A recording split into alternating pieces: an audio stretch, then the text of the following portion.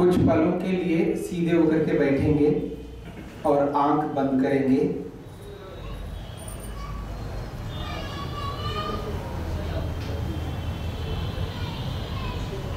अपने मन को अपने ही शरीर के एक स्थान पर एकाग्र करना है, जहां आपकी अनुकूलता हो। शरीर के अंदर मन को एकाग्र करना है। कण कण में विराजमान सर्वत्र व्याप्त सर्वांतर्यामी परमपिता परमेश्वर को ऐसा कोई स्थान नहीं है जहां प्रभु ना हो। ठसाठस सर्वत्र भरे हुए परमेश्वर को जहां पर मन को टिकाया रोका, वहां पर भी अनुभव करना है। अर्थात मैंने मन को परमेश्वर में रोका, मेरा मन प्रभु में है, मैं स्वयं प्रभु में हूं। ऐसी अनुभूति के साथ पूर्ण निष्ठा से, रुचि से, प्रेम से, तन्मयता से, अंदर से, हृदय से आत्मस्थ होकर 3 बार ओम का उच्चारण करना है। उच्चारण प्रारंभ करते ही मन में परमेश्वर को माता, पिता, गुरु स्वीकार करना है। श्वास भरिए।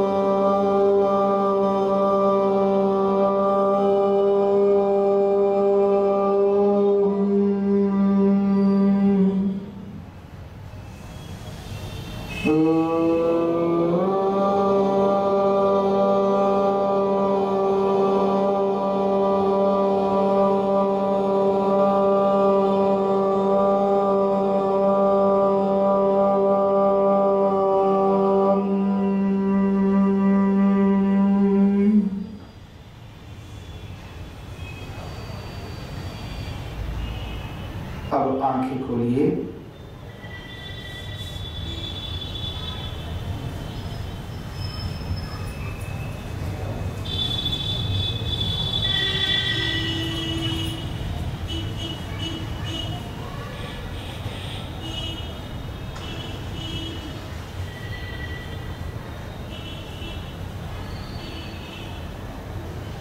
देखिए, हम सभी को ये पता है,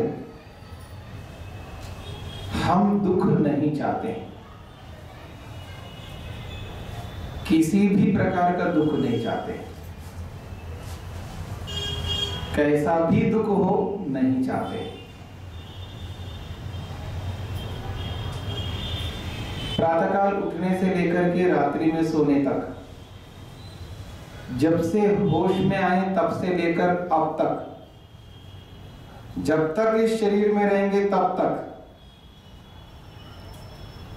हम जी रहे हैं, ये जिएंगे, ये जीना चाहते हैं तो केवल सुख के लिए, दुख के लिए नहीं।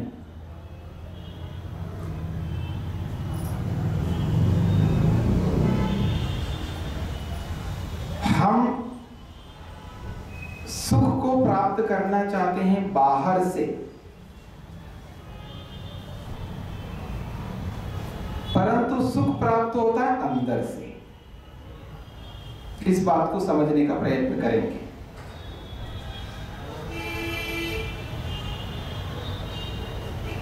हम सुख चाहते हैं, ये स्पष्ट है।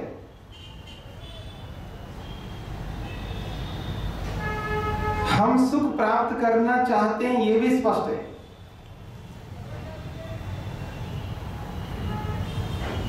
पर यह स्पष्ट नहीं है कि सुख बाहर से हमें प्राप्त होगा या अंदर से प्राप्त होगा, यह स्पष्ट नहीं।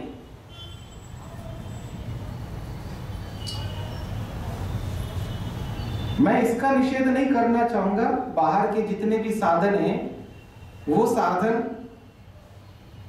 सुख प्राप्त करने के साधन अवश्य बनेंगे, लेकिन उन साधनों से सीधा सीधा सुख नहीं मिलेगा। इस बात को स्पष्ट समझने का प्रयत्न करना है।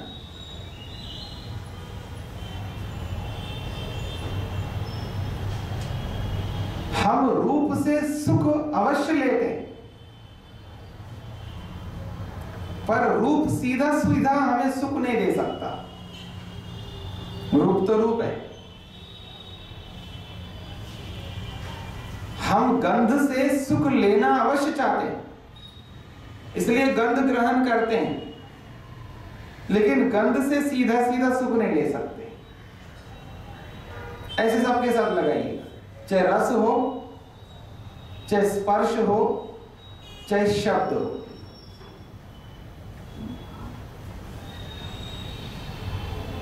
क्योंकि जिस रूप को हम देखना चाहते हैं, जिस रूप को हम देखते हैं और उस रूप को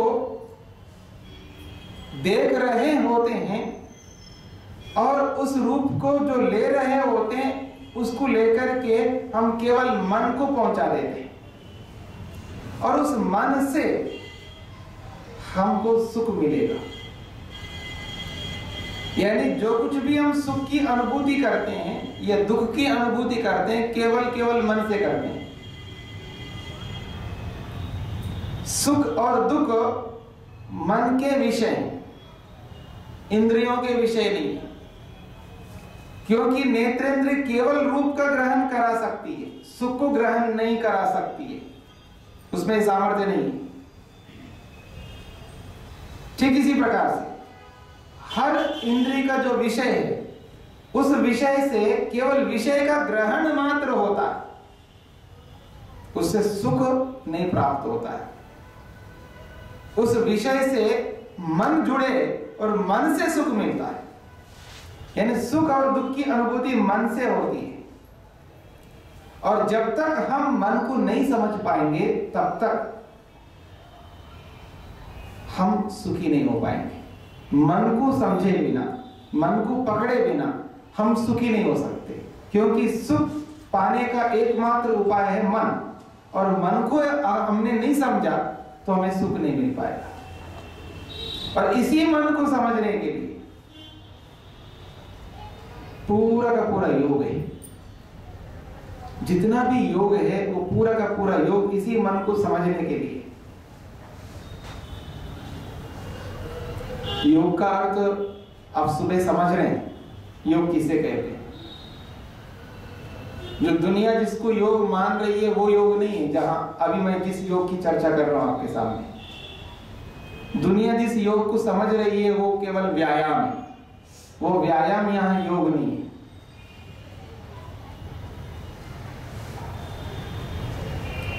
संपूर्ण योग शास्त्र जिसको प्रस्तुत करने वाले महर्षि पतंजलि और जिसको एक्सप्लेन करने वाले, जिसकी व्याख्या करने वाले महर्षि वेदव्यास, महर्षि पतंजलि और वेदव्यास ने जिस योग को हमारे सामने रखा, उस संपूर्ण योग में यदि कोई समझने योग्य है तो मन है।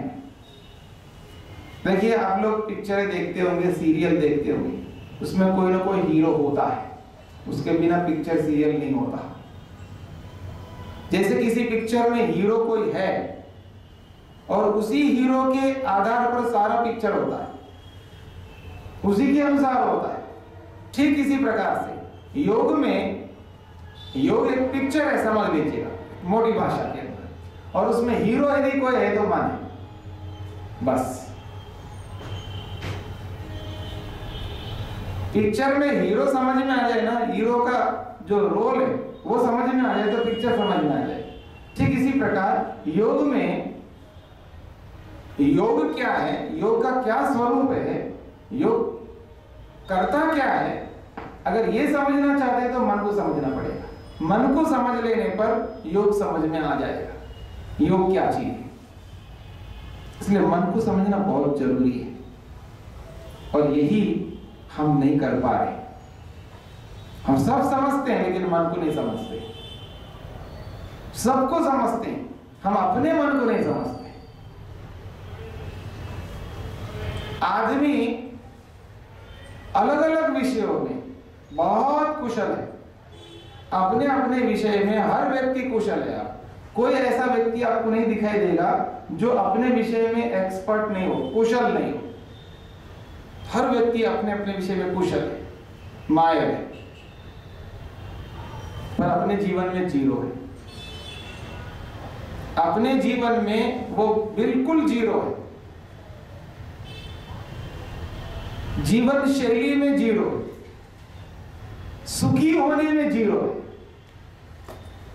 साधनों को इकट्ठा करने में, बाकी हर काम को करने में वो बहुत कुशल है, लेकिन सुखी होने में कुशल नहीं, स्वयं को खुश रखने में कुशल नहीं।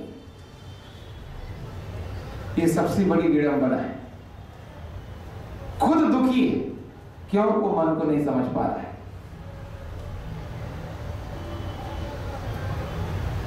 इसलिए आदमी, हर आदमी, बड़ा आदमी, छोटा आदमी, चाहे कैसा भी आदमी, मन के सामने उसका कुछ भी नहीं चलता। वो गुलाम है, मन का गुलाम है। आप देखेंगे ना, आदमी बहुत बड़ा आदमी, लेकिन वो किसी न किसी एक आदत से इतना ग्रस्त है, उसका गुलाम बना हुआ है, उसके बिना वो जी नहीं सकता। बातें बड़ी बड़ी कर सकता है, बहुत बड़ी बड़ी बात कर सकता है, लेकिन जहां वो बात आती है वहीं वो गुलाम बना हुआ होता है। वो अपने आप को नियंत्रण में नहीं रख पाता है, अपने आप को कंट्रोल नहीं कर पाता है। क्यों? मन को नहीं समझता इसलिए।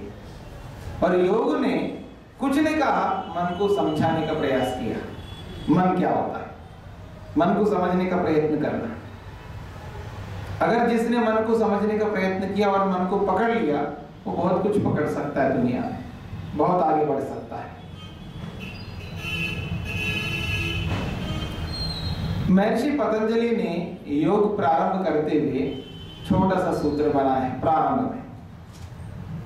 एक बार आप बोलिए, अथ योगानुशासनम। महर्षि पतंजलि ने यहाँ पर योग का प्रारंभ करते हुए योग को स्पष्ट किया, योगानुशासनम शब्द से। योग का अनुशासन, योग का शासन। योग का शासन परमपिता परमात्मा ने किया।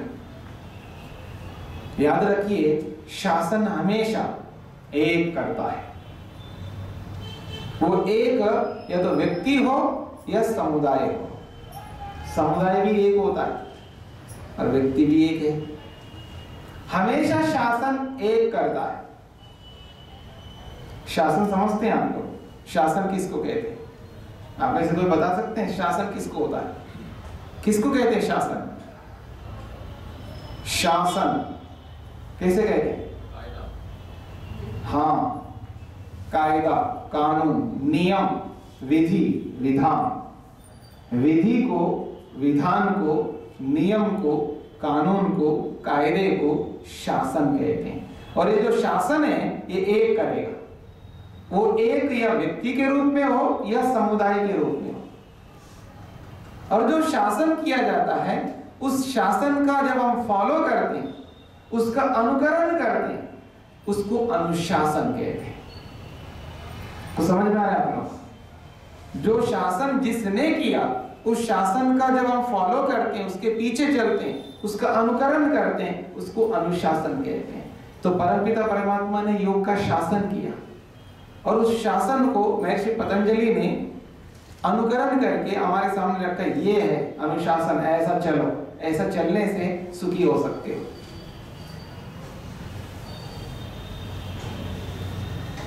प्रातःकाल में आपके सामने, आप में से बहुत कम लोग हैं जो प्रातःकाल में आए हुए हैं, उनके सामने रखा है योग किसको कहते हैं, किसे योग कहते हैं। तो इसी सूत्र के अंदर महर्षि वेदव्यास ने सूत्र की व्याख्या करते हुए योग किसे कहते हैं, योग किसको कहना चाहिए, योग का अर्थ क्या है, इसको स्पष्ट किया महर्षि वेदव्यास ने। आप लोगों ने सुना होगा योग का मतलब मिलना है, योग का मतलब जुड़ना है, ऐसे बहुत सारे अर्थ सुना होगा, पर वो अर्थ नहीं है यहाँ पर। योग का अर्थ मिलना, योग का मतलब जुड़ना, योग का अर्थ मेल मिलाप, ये योग का अर्थ यहाँ नहीं। और प्रसंगों में हो सकता है योग का विभिन्न अर्थ, पर यहाँ योग का अर्थ मिलना, जुड़ना, मेल होना, ये अर्थ नहीं है। यहाँ सीधा का सीधा योग का अर्थ महर्षि पतंजलि लिखते हैं समाधि। समाधि को योग कहा है, योग समाधि, समाधि का नाम योग है। और समाधि का अर्थ होता है साक्षात्कार, दर्शन, प्रत्यक्ष, ऐसी वस्तु का प्रत्यक्ष, ऐसी वस्तु का दर्शन जिस वस्तु को हमने कभी नहीं देखा। नहीं देखा मतलब आंखों से नहीं देखा, कानों से नहीं सुना, नाक से नहीं सूंघा, जीवा से नहीं चखा, अपने स्पर्श इंद्रिय से छुआ तक नहीं।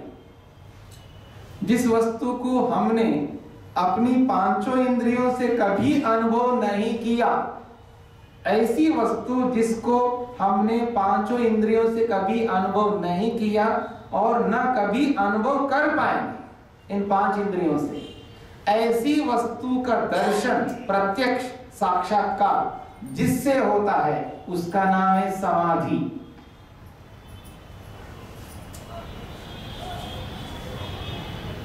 अब थोड़ा सा बताइए, ये जो योग के नाम से जो व्यायाम करवाते हैं, इस व्यायाम से ऐसा हो सकता है क्या?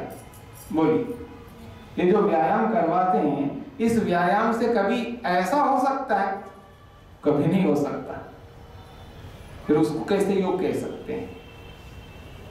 किसको योग कह सकते हैं? एक उदाहरण, अगर आप में से कोई यह साहस करे, मैं झूठ नहीं बोलूंगा, असत्य आचरण नहीं करूंगा, ना बोलूंगा, ना लिखूंगा, ना व्यवहार में ऐसा करूंगा, जिस दिन ये संकल्प आपने किया या जिस दिन ये संकल्प आप करेंगे, उस दिन आपका योग प्रारंभ होगा। ये समझ लीजिएगा। ये केवल आपके लिए नहीं है, ये आप सहित मेरे लिए भी, सबके लिए। जिस दिन हमने ये प्रारंभ किया, आज से मैं असत्य आचरण नहीं करूंगा, उसी समय हमारा योग प्रारंभ होगा। इसको कहते हैं योग, इसका नाम है योग।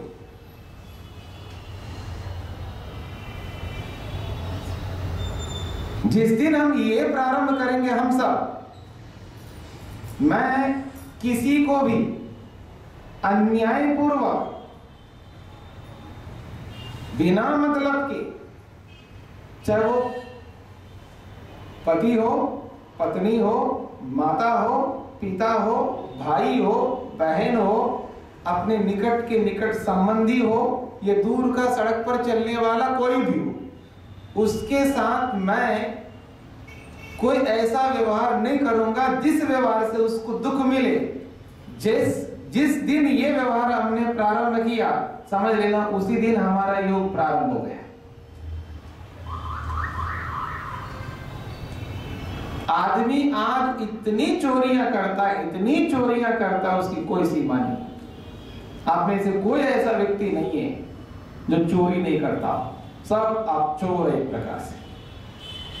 अगर आपको बुरा लगे तो लग सकता है, मैं क्या करूं।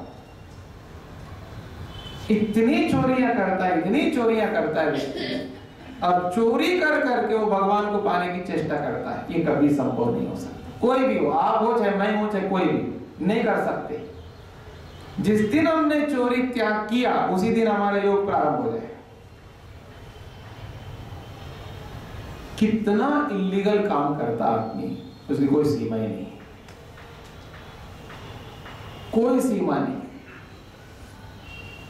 बहुत सारे काम ऐसा करता है जिसके पीछे चोरी, इलीगल, जहां इलीगल काम हो रहा है, समझ लेना वो, समझ लेना वो गलत काम।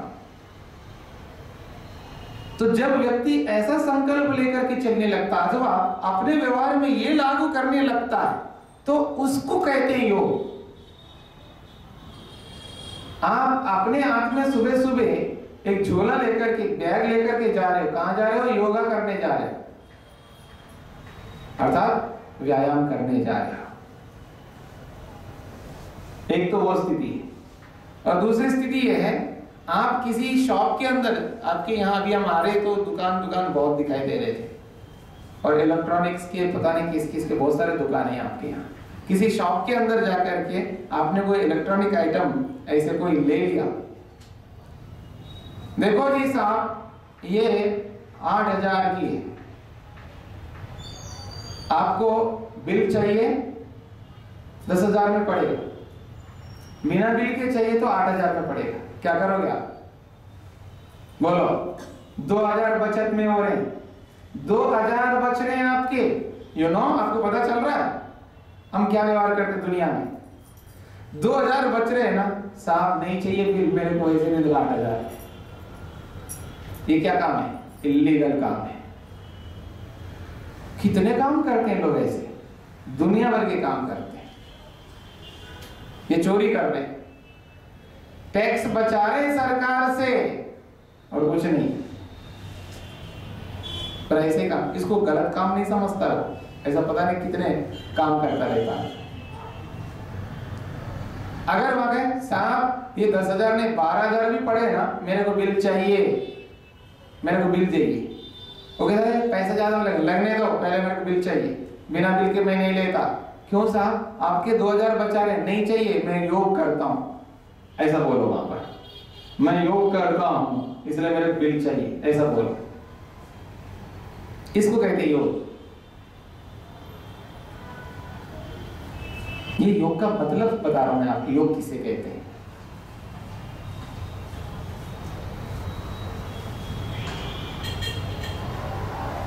और देखिएगा, आप सबके पास कपड़े हैं, मेरे पास भी, सबके पास कपड़े हैं।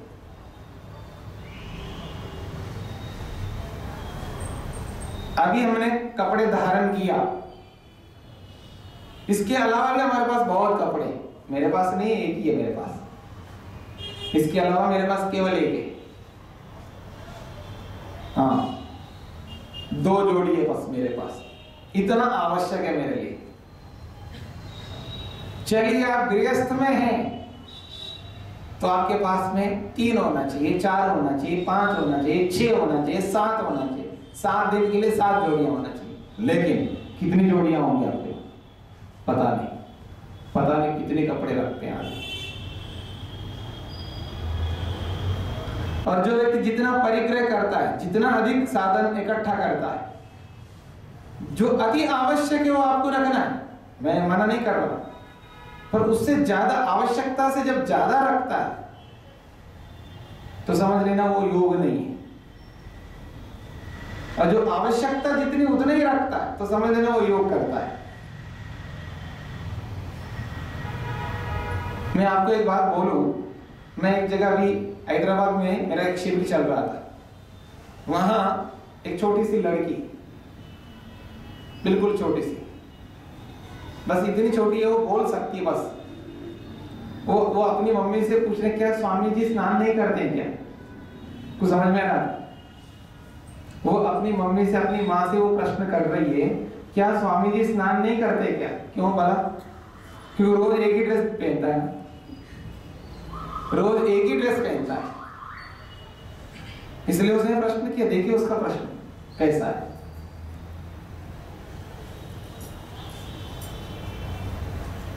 कहने का अभिप्राय यह है, जितना संग्रह हम करेंगे ना उतना ही योग से दूर भटकते जाएंगे, दूर होते जाएंगे। और जितना हम अपरिग्रह करेंगे, कम साधन, कम से कम साधन, जब कम से कम साधन में रहता है व्यक्ति, तब वो कह सकता मैं योग करता हूं।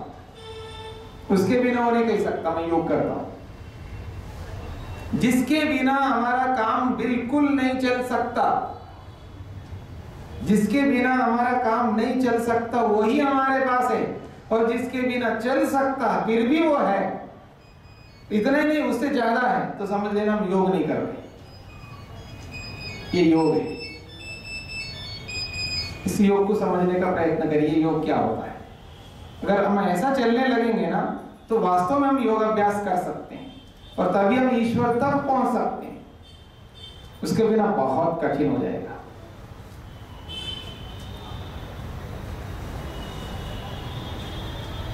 तो यहां योगा समाधि, योग समाधि, योग का अर्थ समाधि, दर्शन को, साक्षात्कार को, प्रत्यक्ष को कहा है।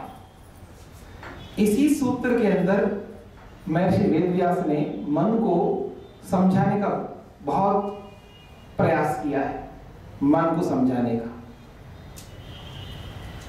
हम जो मन से काम करते हैं वो सारे के सारे काम हमको पकड़ में आना चाहिए।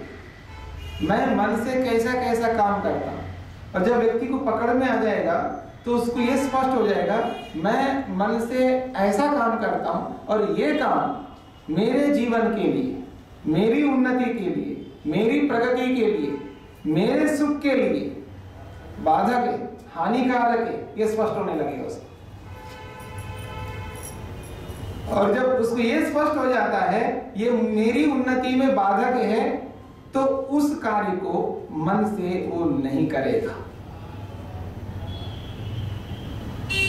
हम मन से कितने प्रकार से काम करते हैं, यह मन कितने प्रकार से कार्य करता है, इसको महर्षि वेदव्यास ने इसी पहले सूत्र में स्पष्ट किया है। आप याद रखिएगा, मन का पहला काम, पहला प्रकार, वो क्षिप्त होकर के काम करता है। उसकी पहली अवस्था है मन की क्षिप्त अवस्था। क्षिप्त अवस्था में मन काम करता है। क्षिप्त अवस्था का मतलब है चंचल अवस्था। चंचल अवस्था का मतलब है बंदर जैसा। बंदर जैसा काम करना, यह मन की एक पहली अवस्था है। और ये जो बंदर जैसी अवस्था है मन की, उस अवस्था में मनुष्य काम करता है। जब कोई बच्चा माता पिता, घर वाले सबको, बाहर वालों को, जिस किसी को भी काम न करने दे, बहुत तंग करे, बहुत परेशान करे, तो हम उस बच्चे को क्या कहते हैं? ये तो बंदर है। यही तो कहते हैं, ये तो बंदर है। बंदर इसलिए कह रहे हैं क्योंकि वो बंदर जैसा काम करता है। कभी उसको छेड़ता, कभी उसको छेड़ता, कभी उसको खींचता, कभी वो उसके साथ ऐसा करता है। बस निरंतर वो एक स्थिति में नहीं रहता, बहुत सारे काम लगातार बदल बदल करके कर रहा होता है, स्थिर नहीं रहता। अगर वो स्थिर नहीं रहता फिर भी चल सकता है, पर उस बदल के कामों में वो बिगाड़ ज्यादा होता है, सुधार बहुत कम होता है। तो ऐसी स्थिति में उस व्यक्ति को, उस बच्चे को हम कहते हैं ये बंदर है, ये बंदर की तरह है। यानी बच्चे की चंचलता हमें दिखाई देती है, बच्चे की चंचलता हमें दिखाई देती है, स्वयं की चंचलता हमें नहीं दिखाई देती है। बच्चा बच्चे के स्तर से चंचल होता है और बूढ़ा बूढ़े के स्तर से चंचल होता है, जवान जवान के स्तर से चंचल होता है, और प्रौढ़ व्यक्ति अपनी प्रौढ़ अवस्था की दृष्टि से चंचल होता है। हर व्यक्ति चंचल होता है, हर व्यक्ति चंचल होता है। अब देखिएगा, एक आदमी आ रहा है, हम उस आदमी को देख रहे हैं और उसको हम चिढ़ाते हैं, उसके हर कार्य से चिढ़ते हैं। हर कोई चिढ़ता है, उसको आते हुए देखते हुए हम अपने दूसरे साथी ऐसे से कहते हैं, देखो देखो उसको, समझ में आया ना? कहते नहीं कहते? ये क्या है? ये भी चंचलता ही है, पर इसको हम चंचल नहीं मानते, इसको हम चंचल नहीं मानते, पर हम भी चंचल हो रहे होते हैं। सब बच्चे की चंचलता बच्चे के स्टैंडर्ड से, उसकी उतनी मानसिकता, उसका नॉलेज उसी प्रकार का है, इसलिए वो वैसा ही चंचल होगा। लेकिन हम जो चंचल हो रहे हैं अपने स्टैंडर्ड से, अपने नॉलेज के अनुसार, अपने स्तर से चंचल हो रहे हैं, इसलिए दोनों में तुलना नहीं कर सकते आप। दोनों की तुलना तब कर सकते हैं दोनों का स्तर एक जैसा, तभी आप तुलना कर सकते हैं। और हम तुलना कैसे करते हैं? हम तुलना करते हैं एक अनपढ़ व्यक्ति बिल्कुल कुछ नहीं जानता उसके साथ में, और एक इंजीनियर बहुत कुछ पढ़ा लिखा है, और उन दोनों के बीच में तुलना कर रहे हैं। ऐसे कैसे तुलना हो सकती है? अगर तुलना करें तो दो इंजीनियरों के बीच में करो ना, वो भी दो इंजीनियर, ऐसे इंजीनियर दोनों सॉफ्टवेयर के हों तब तुलना करो, तब आप पकड़ में आ जाएगा। इसलिए बच्चे की चंचलता अलग प्रकार की होती है, हमारी चंचलता अलग प्रकार की होती है। हम चंचल होकर के बहुत सारे काम करते हैं, और यहाँ पर योग में स्पष्ट किया है ये जो चंचल अवस्था है ये आदमी को समझना चाहिए। और याद रखिएगा, यदि हम अपने जीवन में चंचल नहीं रहेंगे तो हमारा काम नहीं चलेगा। याद रखना, चंचलता के बिना हम जी नहीं सकते। चंचलता योग में साधक है और बाधक भी है। ये दो स्थितियों का हमें पकड़ना है। चंचलता रजोगुण का काम है, चंचलता रजोगुण का काम है, और रजोगुण जब तक हमारे मन में है तब तक हमारी चंचलता रहेगी, इसको दूर नहीं कर सकते। बस योग हमें ये सिखाता है कि कहाँ चंचल होना चाहिए और कहाँ चंचल नहीं होना चाहिए, ये योग सिखाता है। चंचलता का होना जरूरी है, बिना चंचल हुए हम काम नहीं कर सकते। एक उदाहरण देता हूं मैं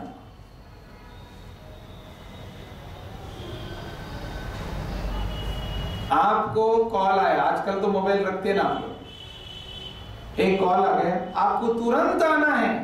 आप कहीं ऐसी जगह बैठे हैं और वहां बहुत सारे काम आपने लेके रखा है, सब बहुत सारे काम कर रहे हैं, और आपको ऐसा कॉल आया तुरंत आना है आपको, तो तुरंत जाना है आपको, देर नहीं कर सकते।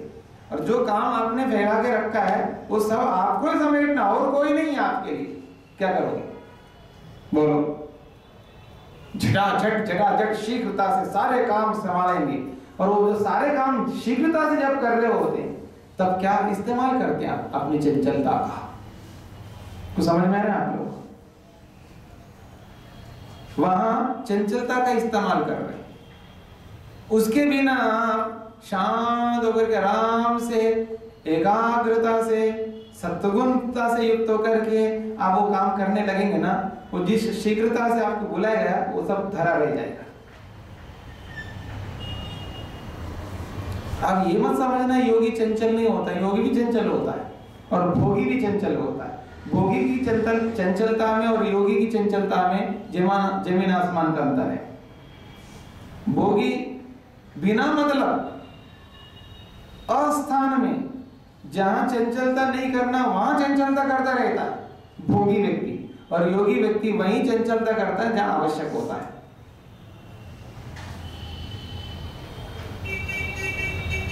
ट्रेन पकड़नी हो, हम समय मार्जिन रख करके निकले, बहुत मार्जिन रखा हमने, दूर जाना है। मान लीजिए आप इस पुणे के अंदर जहां स्टेशन है वहां से मान लीजिएगा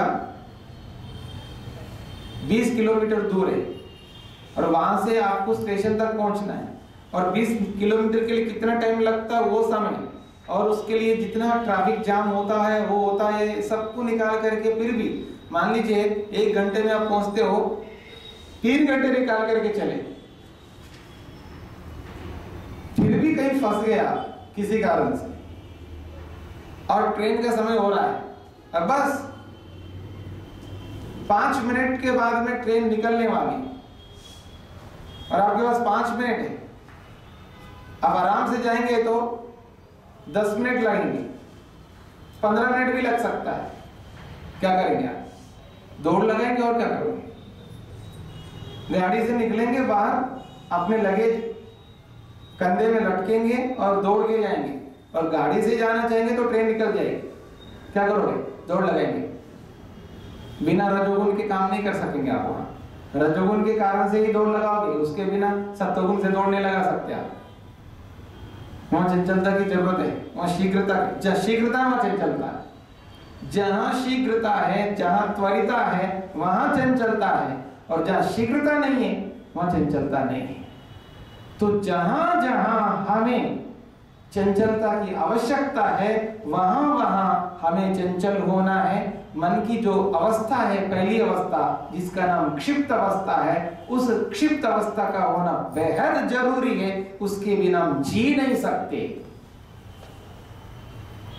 पर कहां आवश्यक है वहां प्रयोग करते हैं, और जहां आवश्यक नहीं है वहां प्रयोग नहीं करते हैं। यही योग सिखाता है, बस इतना ही। योग ये सिखाता है, योग आदमी के मन को उसके हाथ में पकड़ करके रखवाता है।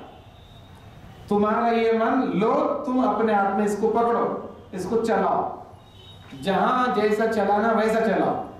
तो योग करने वाला व्यक्ति अपने मन को चलाता है, भोग करने वाला मन को नहीं चलाता है, मन भोगी को चलाता रहता है। बस ये अंतर है। ये मन की पहली अवस्था है चंचल अवस्था। दूसरी अवस्था है मूढ़ अवस्था।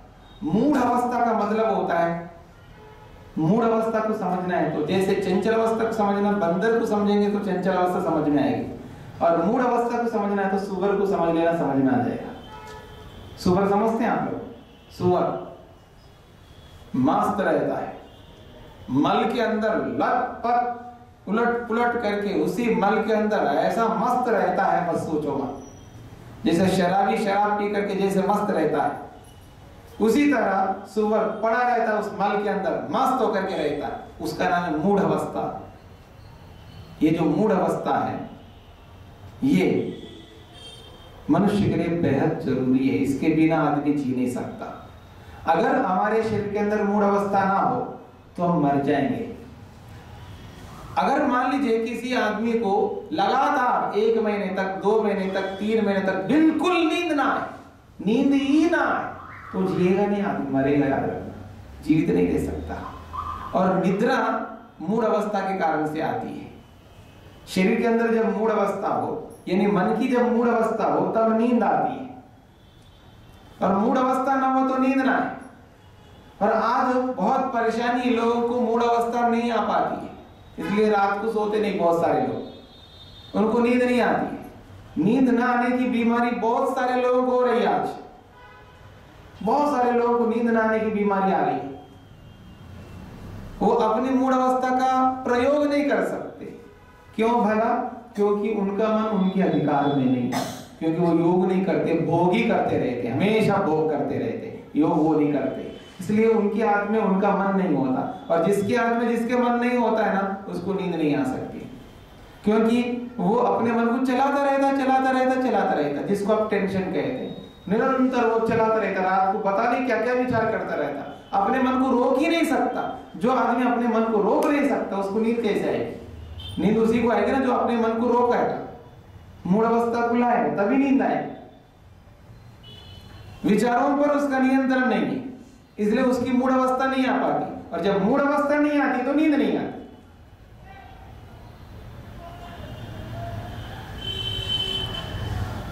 जब उठने का समय होता है तब सोता है व्यक्ति, जब सोने का समय होता है तब जागता है। बाकी लोग, जिसको नींद नहीं आती उसको छोड़ दीजिए। जिनको नींद आती है, वो जो नींद आने वाले लोग होते हैं, वो लोग क्या करते हैं, सोने की अवस्था, जब निद्रा लेनी चाहिए उस समय तो जागते रहते, और जब जागना चाहिए तब सोते रहते।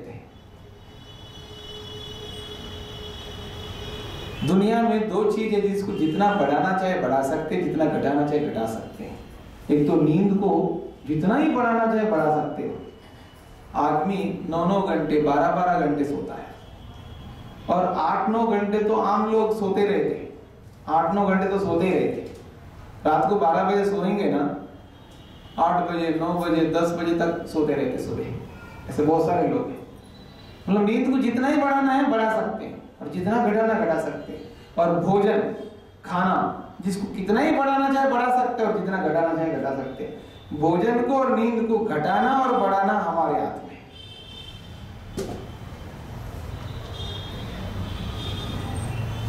पढ़ते समय नींद आती है आदमी, प्रवचन सुनते समय नींद आती है आदमी, भगवान की भक्ति के लिए बैठे तब नींद आती है उसको।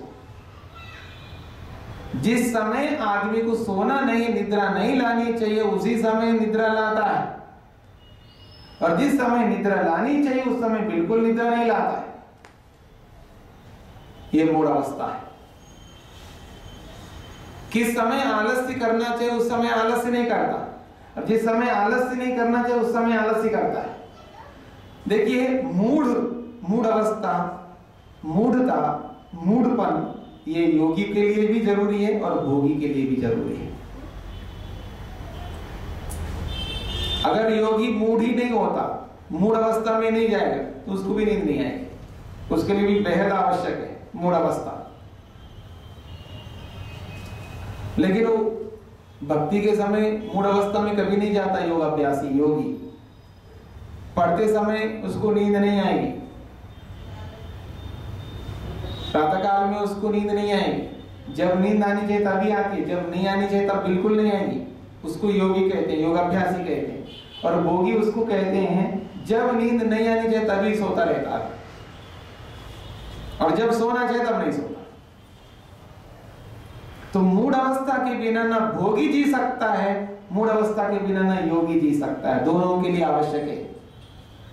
बस योगी यही सिखाता है उस मूढ़ अवस्था को कब लाना चाहिए और कब नहीं लाना चाहिए।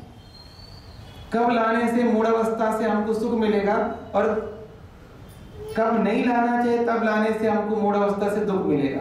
मूढ़ अवस्था से सुख भी मिलता है और मूढ़ अवस्था से दुख भी मिलता है मनुष्य को।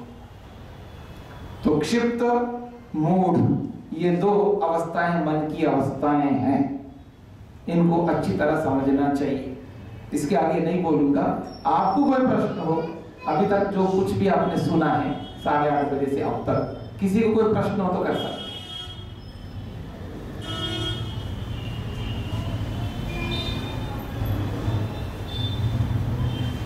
हाँ जी बोलिए।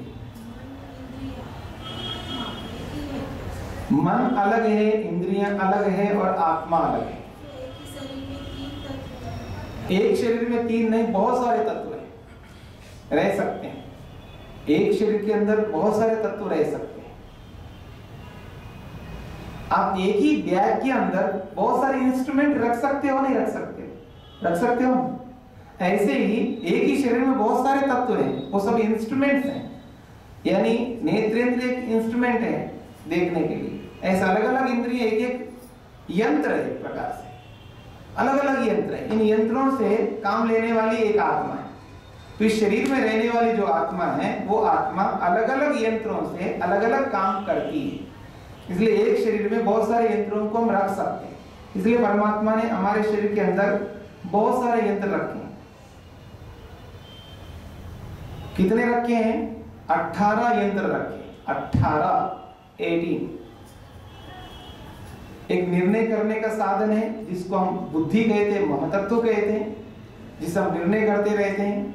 एक ऐसा तत्व है जिससे हम अपनी अनुभूति करते हैं, जिसको हम अहंकार कहते हैं। एक ऐसा तत्व है जिससे हम विचार करते रहते हैं, संकल्प विकल्प करते रहते हैं, उसको मन कहते हैं। 3 हो गए। 5 ज्ञानेंद्रियां जिनसे हम जानकारी प्राप्त करते हैं, 5 कर्मेंद्रियां जिनसे हम कर्म करते रहते हैं, 10 और 3 13। 5 तन्मात्राएं हैं जो अपने शरीर को धारण किए हुए रहते हैं। 13 और ये 5 कितने? 18। इन 18 तत्वों को इस स्थूल शरीर के अंदर परमात्मा ने रखा और इन 18 तत्वों से जीवात्मा काम करती रहती है। हाँ जी, प्रश्न? ऐसा कोई मंत्र है कि एकदम तत्काल मूड बन जाए और निंद्रा आ जाए? हाँ बिल्कुल है, हर प्रश्न का समाधान होता है दुनिया में, हर प्रश्न का समाधान है।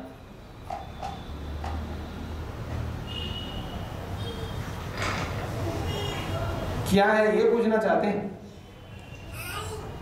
हाँ जी, यही पूछना चाहते हैं? कौन सा मंत्र है? यानी एक योग निद्रा है और वो लगा दो और उसके अनुसार जैसे जैसे वो बोलता रहता वैसे वैसे करते जाओ, आपको नींद आ जाएगी। ये मंत्र है। तो राजेश जी भागवत आपको कल लाके देंगे यहाँ पर, फिर उसको आप करते रहिएगा, वो नींद लाएगी आप। हाँ जी, और किसी का कोई प्रश्न? मन और आत्मा कैसे पहचान जाती है? मन ये और आत्मा ये कैसे पहचाना जा सकता है? उसके लिए पहले थ्योरी पढ़नी पड़ेगी। योग में जो थ्योरी दिया है उसको आपको पढ़ना होगा, तो आपको पता चल जाएगा मन इसको कहते हैं और आत्मा इसको कहते हैं। फिर उस थ्योरी को पढ़ करके जब आप प्रैक्टिकल करते रहेंगे तो प्रैक्टिकल में आपको स्पष्ट हो जाएगा। पहले थ्योरी को स्पष्ट करो, फिर उसके बाद अपने प्रैक्टिकल करते हुए आपको ये समझ में आता है कि ये आत्मा और ये मन है। ठीक है? जैसे आपका कोई बच्चा है, वो चाहता है मेरे को टीवी देखने दो, ठीक है, और आप खुद चाहते हैं अभी इसका पढ़ने का समय नहीं देखना चाहिए, ठीक है, और आपका मन एक ओर से कहता है कोई बात नहीं बेटा है थोड़ा सा देखने दो, ठीक है। तो आप ये चाह रहे हैं वहां पर कि इसको नहीं देखना चाहिए, और दूसरे का ऐसा विचार आया आपके अंदर कि कोई बात नहीं बेटा देखने दो। तो ये जो दो प्रकार के विचार लाने वाला है वो मन है, एक अलग प्रकार के जो विचार लाने वाला वो मन है, और आप जो नहीं चाह रहे वो आत्मा है, और टीवी देखने वाला आपका बेटा अलग है। जब आप ये चाहते हैं मैं अपनी इच्छा से इस अपने बेटे को खिला रही हूं अपनी इच्छा से, ठीक है, तो समझ लेना वहां आप मैं का आत्मा का प्रयोग कर रहे हैं। पकड़ में आया? और आपके पतिदेव ने आपको ये कह दिया कि अभी आपको मेरे साथ चलना है, लेकिन आप कहें मेरा मन नहीं, मैं तो चाहती हूं लेकिन मेरा मन नहीं मान रहा है, ऐसा बोलते हो तो समझ लेना वह मन अलग हो गया और आप अलग हो गए, ऐसा आपको समझ में आ जाएगा। तो ये पहले आप थ्योरी को पढ़ते जाइए, उसको स्पष्ट कर लीजिएगा। जब प्रैक्टिकल में जब आपको अपने मन को समझने का प्रयास जब करने लगेंगे, आपको स्पष्ट पता लगता जाएगा कि मन क्या है और मैं क्या हूं। पर पहले थ्योरी को आपको क्लियर करना पड़ेगा। आगे किसी का और कोई प्रश्न? सूक्ष्म शरीर क्या? सूक्ष्म शरीर का मतलब ऐसा होता है जो हम बहुत सारे काम करते हैं इंद्रियों से, ज्ञानेंद्रियों से ज्ञान प्राप्त कर रहे होते हैं, कर्मेंद्रियों से कर्म कर रहे होते हैं, मन से विचार कर रहे होते हैं, और किसी यंत्र से हम अपनी अनुभूति कर रहे होते हैं, और किसी यंत्र से निर्णय डिसीजन ले रहे होते हैं। तो जिन जिन यंत्रों से हम काम कर रहे हैं उन सभी यंत्रों को इकट्ठा एक समूह बना दिया। इतने यंत्रों का एक समूह, उस समूह का नाम सूक्ष्म शरीर नाम दिया, केवल एक नेम दे दिया उसी का नाम सूक्ष्म शरीर। सूक्ष्म शरीर कोई अलग ऐसा कोई शरीर नहीं होता, कुछ तत्वों का समुदाय का नाम सूक्ष्म शरीर है। वो सूक्ष्म शरीर हमारे शरीर के अंदर ही रहता है या वो बाहर? नहीं, शरीर के अंदर ही रहता, बाहर नहीं रहता, शरीर के अंदर रहता। शरीर से आत्मा बाहर जाती है, उसके साथ सूक्ष्म जीव जाता है।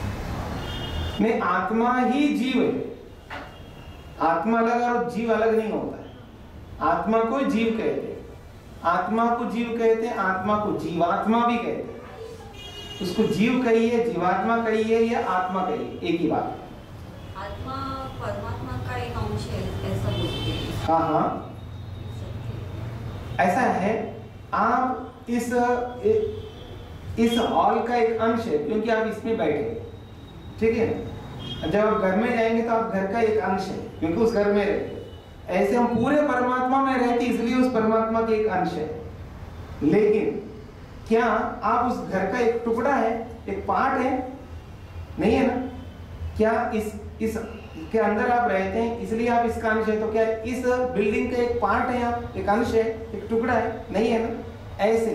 ऐसे ही हम परमात्मा सब जगह रहते हैं इसलिए परमात्मा में रहते हैं। परमात्मा में रहने के कारण से हम अंश है, लेकिन उसका पार्ट, उसका अंश, उसका टुकड़ा नहीं है।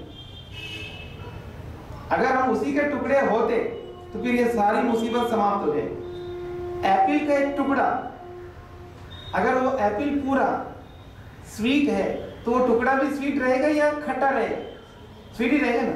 तो परमात्मा कैसा है? आनंद स्वरूप है, और हम कैसे हैं? दुखी। पकड़ में आ रहा है? अगर हम उसी के अंश होते हम फिर दुखी नहीं रहते। हम दुखी है इसका मतलब उसके अंश नहीं है। सेब का, एप्पल का टुकड़ा जिस तरह है वैसे हम उसका टुकड़ा ऐसा नहीं है। वैसा है जैसे मैंने आपको बताया, आप एक अपने मकान का एक पार्ट है, उसका एक अंश है, पर उसका वास्तविक अंश नहीं है, रियल अंश नहीं है, उसमें रहने के कारण से अंश है। ऐसे हम परमात्मा में रहने के कारण से अंश है, वास्तव में अंश नहीं। स्पष्ट हो गए? नहीं होता और विचार करिए, और उसके ऊपर कोई प्रश्न हो तो बिल्कुल कर लीजिएगा। हाँ जी, और किसी कोई प्रश्न, एक प्रश्न कर सकते हैं, बोलिए। जब ध्यान करते हैं, जब मन एकाग्र होता है, जब नींद आती है कुछ क्षण के लिए, हाँ जी, इसलिए होता है क्योंकि जब मन एकाग्र हो रहा होता है वहां से हम अपने मन को हटा लेते हैं। जैसे हम हटा लेते हैं तब हमको नींद आने लगती है। अगर वहां से हटाए, हम नहीं हटाए तो नींद नहीं आ सकती। पता भी नहीं चलता कब नींद आ रही है। वो पता इसलिए नहीं चलता है क्योंकि हम मन को समझ नहीं पाते। जब मन को समझने लग जाएंगे तो पता लग जाएगा। उदाहरण, आपको 1000 के नोट दे रहा हूं, 100 नोट 1000 के गिनने के लिए। आप गिनते जा रहे हैं और बीच में किसी ने आवाज लगाई और आपका ध्यान उधर गया, फिर वापस इधर आया, तो गिनती जो है रुक जाती है। आपको पता लगता है ना कि ये क्यों रुक गई गिनती? Why? What is the reason? Reason यही है ना, उसने बोला मेरा ध्यान उधर गया। पता लगता है ना आपको? क्यों? क्योंकि यहां आप समझते हैं इसलिए पता लग रहा है, और जब ना समझ में नहीं आए तो पता नहीं लगता। ठीक इसी प्रकार वहां आपको इसलिए नहीं समझ में आ रहा है क्योंकि आपको पता नहीं है मन के बारे में, और यहां नोटों के बारे में पता है इसलिए पता लग जाता है। पकड़ में आ रहा है? एक काम करते हैं, मैं आपको कह दूंगा आइए मेरे साथ में, मेरे पास 1000 के बहुत सारे नोट हैं। एक ही मान लीजिए 1 घंटा देता हूं मैं आपको, बस इससे ज्यादा नहीं दूंगा। जितना गिन सकते हो गिन लेना, वो जितने गिनोगे उतने आपके, तब नींद आएगी आपको? बोलो। नहीं आएगी ना? क्यों? क्योंकि नोटों को समझते हैं इसलिए नहीं आएगी। तो यहां जहां आप एकाग्र हो रहे हैं, वहां जिसमें एकाग्र हो रहे हैं उसको नहीं समझ पाते इसलिए नींद आती है, और जहां समझते हैं वहां नींद नहीं आती। ये आपको समझ में आ रहा है? नहीं है तो कल पूछ लेना, अब समय हो गया। अंतिम बात, कल से हम 8:30 से 9:30 नहीं करेंगे, 6:30 से 7:30 करेंगे, ठीक है? ताकि आपको भी बहुत अच्छा अवसर मिलेगा जाकर के खाना पीना जो भी करेंगे। और मान लीजिए जिन्होंने नहीं खाए, जो लोग खाए नहीं, यहाँ से जाएंगे, खाएंगे, फिर सोएंगे, लेट हो जाएगा, सुबह यहाँ लेट करेंगे फिर। इसलिए हम ये चाहते हैं आप सुबह लेट ना करें, समय पर खाएं और समय पर सोए और समय पर उठ के समय पर यहाँ आए। उसके लिए हम कल से 6:30 बजे से करना चाहते हैं। हाँ जी, ठीक है? हाँ जी, कल से 6:30 से 7:30 तक आपका करेंगे। उसके बाद चले जा सकते हैं या बैठना, जिसको बैठना वो बैठ सकते हैं। फिर हम यहाँ अपना क्लास करके 8:30 के बाद हम चले जाएंगे। तो 6:30 से 7:30 ठीक रहेगा? कल से शाम को। सुबह तो 5:30 से सुबह योगासन प्राणायाम। हाँ जी, सुबह व्यायाम भी होगा, प्राणायाम भी होगा, श्वसन क्रियाएं भी होंगी और योग के बारे में भी चर्चा होगी। और शाम को नहीं होगा, शाम को तो हम खा कर के आएंगे तो हम नहीं कर पाएंगे। तो इसलिए शाम को 6:30 बजे से हम क्लास लेंगे, ठीक रहेगा जी? 6:30 बजे यहाँ तो हवन होता है शाम। उसको थोड़ा चेंज करवा दीजिएगा, थोड़ा पहले करवाइए। 7 बजे नहीं 6:30 से 7:30 तक होगा हमारा। 5:30 से करवा लीजिएगा, 6 से 6:30 तक करवा लीजिएगा। थोड़ा सा उसको चेंज कर लीजिए, 6 से 6:30 कर दीजिए। कितना देर होता है हमारा? आधे घंटे में होता है। आधा घंटे ना, तो 6 से 6:30 करवा दीजिए। उसके बाद फिर संडे के लिए बैठ जाते हैं 6:30 बजे। 1 घंटे का कार्यक्रम। 1 घंटे का कार्यक्रम है। 6 से 7 होता है। तो एक काम करिए ना, तो हवन करवा लीजिएगा, फिर उसके बाद यहाँ बैठ जाइएगा, हम संध्या भी कर लेंगे, हाँ ठीक है? और उसके बाद बाती भी कर लेंगे। हाँ 7 से 9 बजे तक। हाँ, ठीक है? हाँ, तो 6:30 से 7:30 हम कर लेंगे यहाँ। जैसे हवन खत्म होगा संडे शुरू करके हमने अपना प्रोग्राम। ठीक है, ऐसा कर लेंगे। सुबह का समय 5:30 से 7:15 तक। 5:30 से 7:15, ठीक है, चलेगा। 7:15 बजे यहाँ हवन चालू होगा। ठीक है, चलेगा। तो फिर सुबह 5:30 तो 5:30 ही आ जाइए आप लोग, लेट नहीं हो रही है। शांति पाठ करते हैं। ओम द्यौः शान्तिरन्तरिक्षं शान्तिः, पृथिवी शान्तिरापः शान्तिरोषधयः शान्तिः, वनस्पतयः शान्तिर्विश्वे देवाः शान्तिर्ब्रह्म शान्तिः, सर्वं शान्तिः शान्तिरेव शान्तिः, सामा शान्तिरेधि। ॐ